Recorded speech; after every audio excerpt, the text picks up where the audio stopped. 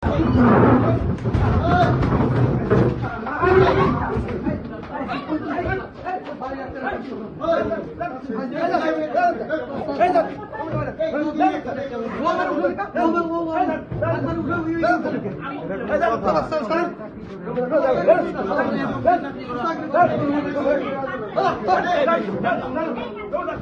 Holding এর মালিকানা পরিবর্তনের জন্য এক লোকে নজরুল ভাই দিছিল দায়িত্বটা।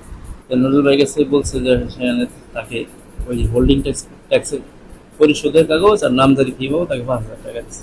এখন তাকে নামজারি 5,000 টাকা দিচ্ছে। তো আমি বলছি যে 1150 টাকা ঠিক আছে, রসিদ তো আছেই, আর হোল্ডিং ট্যাক্সের কাগজটা রসিদ দেননি, আপনার স্বাক্ষর দিচ্ছে, স্বাক্ষর কেন দিচ্ছেন, রসিদটা দিয়ে দেন। এটা দুজনের কথা কাটছে, সেও বলছে আমি বলছি, এই আর কি মুখে যদি হাত হয়েছে। উনি আমার এখানে আইসা আমার আঙ্গু খুলে কথা বলতেছে, আমি সে আঙ্গু খুলে কথা বলতেছি,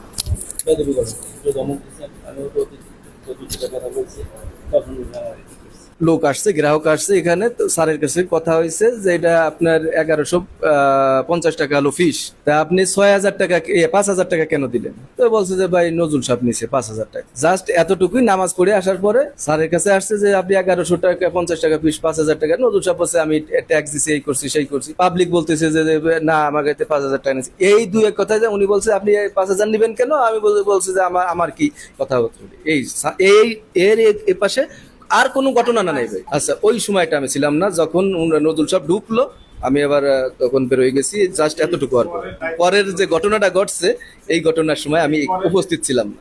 নজরুল সাহেব, আমাদের সেকশন তো দুটোটাই একই, একটা এলো নিচে, একটা এলো উপরে, কার্যক্রম সব একই, ওনারা আদায়কারী, আমাদের নির্ধারণ করে।